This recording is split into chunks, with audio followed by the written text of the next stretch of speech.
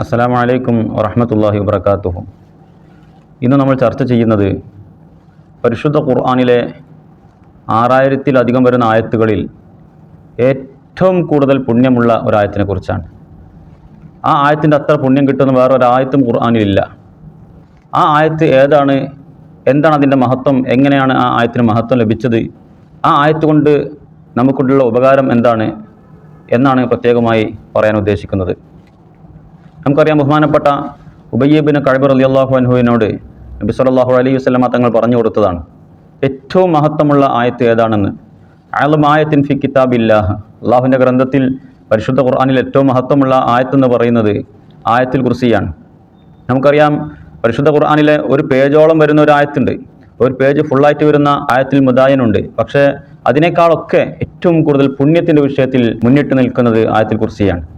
സൂറത്തുൽ ബഖറയുടെ 255-ാമത്തെ ആയത്താണല്ലോ ആയത്തുൽ കുർസി എന്ന് പറയുന്നത്. അതുകൊണ്ട് തന്നെ ഈ ആയത്തിന് ഇത്രത്തോളം മഹത്വം ലഭിക്കാനുള്ള കാരണം എന്താണ്? എന്തുകൊണ്ടാണ് ഈ ആയത്തിന് ഇത്രത്തോളം മഹത്വം ലഭിക്കാനുള്ള കാരണം? 6000-ലധികം ആയത്തുള്ള പരിശുദ്ധ ഖുർആനിൽ ഒരായത്തിന് എല്ലാ ആയത്തിനേക്കാളും പുണ്യമുണ്ട് എന്ന് പറയുമ്പോൾ അതിനെന്തെങ്കിലും പ്രത്യേകത ഉണ്ടാവണമല്ലോ. എന്താണ് ആ പ്രത്യേകത? മറ്റൊന്നുമല്ല, ആ ആയത്തിൽ പരാമർശിക്കുന്നത് ഈ ലോകത്തെ സൃഷ്ടിച്ച് പരിപാലിക്കുന്ന അള്ളാഹുവിനെ കുറിച്ചാണ്. അള്ളാഹുവിനെക്കുറിച്ച് 17ഓളം തവണ ആ ആയത്തിൽ പരാമർശമുണ്ട്. ഈ 17ഓളം വരുന്ന പരാമർശമുള്ള ഒറ്റ ആയത്താണ് ആയത്തുൽ കുർസി എന്ന് പറയുന്നത്. അത്രത്തോളം മഹത്വം ലഭിക്കാൻ മറ്റു കാരണമൊന്നും ആവശ്യമില്ല. അതുകൊണ്ട് തന്നെ ഈ ആയത്തുമായി ബന്ധപ്പെട്ട് ഒരുപാട് അമലുകൾ നമുക്ക് ചെയ്യാൻ പറ്റും. ബഹുമാനപ്പെട്ട അബൂ ഹുറൈറ റളിയല്ലാഹു അൻഹുവിനെ നബി സല്ലല്ലാഹു അലൈഹി വസല്ലമ തങ്ങൾ ബൈത്തുൽ മാലിൻ്റെ സംരക്ഷണത്തിന് വേണ്ടി നിയോഗിച്ചു. ബൈത്തുൽ മാൽ അത് നോക്കാനും സംരക്ഷിക്കാനും വേണ്ടി സെക്യൂരിറ്റി ആയിട്ട് അബൂ ഹുറൈറ റളിയല്ലാഹു അൻഹു നിയോഗിക്കുകയാണ്. ഒരു ദിവസം രാത്രി ആ ബൈത്തുൽ മാലിൽ നിന്ന് ആരോ ധനം കട്ടുകൊണ്ടുപോകുന്നതായിട്ട്, അതിലേക്ക് വന്ന സാധനങ്ങൾ കട്ടുകൊണ്ടുപോകുന്ന ശബ്ദം കേട്ട് അബൂ ഹുറൈറ റളിയല്ലാഹു അൻഹു എഴുന്നേറ്റുമല്ല കള്ളനെ പിടിച്ചു. ആ ചാക്കിലേക്ക് വാരിയിടുന്ന കള്ളനെ പിടിച്ചു.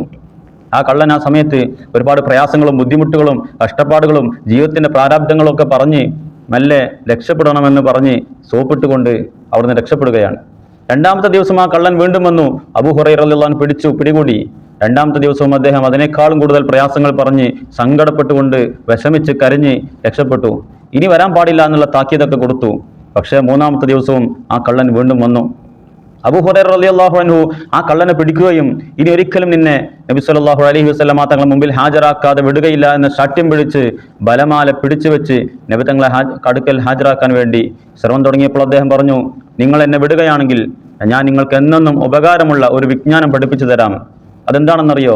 ആ വിജ്ഞാനം നിങ്ങൾ പ്രാവർത്തികമാക്കിയാൽ നിങ്ങൾക്ക് വലിയ ഉപകാരം അതുകൊണ്ടുണ്ടാകും എന്ന് പറഞ്ഞു കൊടുത്തുകൊണ്ട് ആ കള്ളൻ അവിടുന്ന് പഠിപ്പിച്ചു കൊടുത്തു.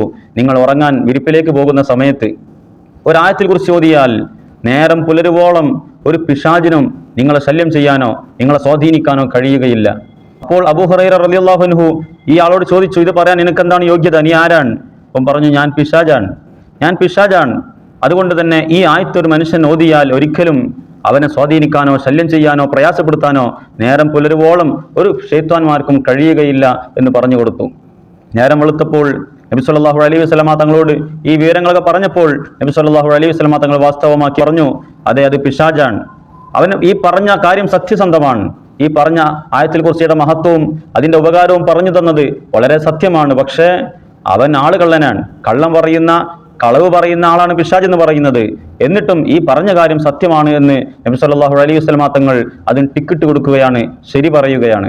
ഒരു മനുഷ്യനെ സ്വർഗത്തിലേക്ക് എത്തിക്കാൻ ഈ ആയത്തുൽ കുർസിക്ക് സാധിക്കുമെന്നാണ് നബി സല്ലല്ലാഹു അലൈഹി വസല്ലമ തങ്ങൾ പറഞ്ഞു. ഒരു മനുഷ്യൻ എല്ലാ ഫർള് നിസ്കാരത്തിൻ്റെ ശേഷവും ആയത്തുൽ കുർസി ഒരു മനുഷ്യൻ ഓതുകയാണെങ്കിൽ ആ മനുഷ്യന് സ്വർഗം കിട്ടാനുള്ള തടസ്സം മരണം മാത്രമേ ഉള്ളൂ. അവൻ മരിച്ചാൽ മതി, അവനക്ക് സ്വർഗം കിട്ടുമെന്നാണ്. എല്ലാ ഫർള് നിസ്കാരത്തിൻ്റെ ശേഷവും മുടങ്ങാതെ, ഒഴിഞ്ഞു പോകാതെ, നഷ്ടപ്പെട്ടു പോകാതെ ആയത്തുൽ കുർസി ഒരു വട്ടം പാരായണം ചെയ്യുന്ന മനുഷ്യന് അവനിക്ക് മരണപ്പെട്ട് കഴിഞ്ഞാൽ സ്വർഗം ഉറപ്പാണ്, ഫർളാണ് എന്നാണ് നബി സല്ലല്ലാഹു അലൈഹി വസല്ലമ തങ്ങൾ പറഞ്ഞത്.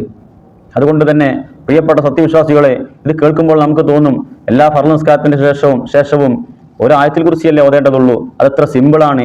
അത് എത്ര ചെറിയ സമയം മതി അതിനൊക്കെ തോന്നും. പക്ഷേ ആരാണിത് പതിവാക്കുന്ന ആളുകൾ വളരെ കുറച്ചേ ഉള്ളൂ. നമ്മളൊക്കെ ഇത്രത്തോളം വലിയ മഹത്വമുള്ള, പുണ്യമുള്ള, അള്ളാഹുവിന് ഏറ്റവും ഇഷ്ടപ്പെട്ട, അള്ളാഹുവിന്റെ കലാമിൽ വെച്ച് ഏറ്റവും മഹത്വമേറിയ ഈ ആയത്തിനെ പതിവാക്കുകയും ജീവിതത്തിന്റെ മുഖ്യ ഭാഗങ്ങളിലും കൂടുതൽ ഓതാനായി ശ്രമിക്കുകയും വേണം. എല്ലാ ഫർള് നിസ്കാരത്തിന്റെ ശേഷവും ആയത്തിൽ കുറിച്ച് പതിവാക്കുന്നവരാകുക. നിത്യമായും അത് ഓർമ്മിച്ചുകൊണ്ട് നഷ്ടപ്പെടാതെ ജീവിതത്തിന്റെ ഭാഗമാക്കി മാറ്റുക.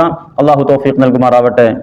ഈ ആയത്ത് കൊണ്ട് രക്ഷപ്പെടുന്നവരിൽ അള്ളാഹു നമ്മയും കുടുംബത്തെയും ചേർത്തു തരുമാറാവട്ടെ. ഈ ആയത്തിന്റെ മഹത്വം കൊണ്ട് നമ്മുടെ എല്ലാ വിഷമങ്ങളും നാഥനായ റബ്ബ് എല്ലാ പ്രയാസങ്ങളും നീക്കി സന്തോഷങ്ങളും സൗഭാഗ്യങ്ങളും നമ്മിലേക്ക് അടുപ്പിച്ചു തരുമാറാവട്ടെ. അസ്സലാമു അലൈക്കും വറഹ്മത്തുള്ളാഹി വബറകാതുഹു.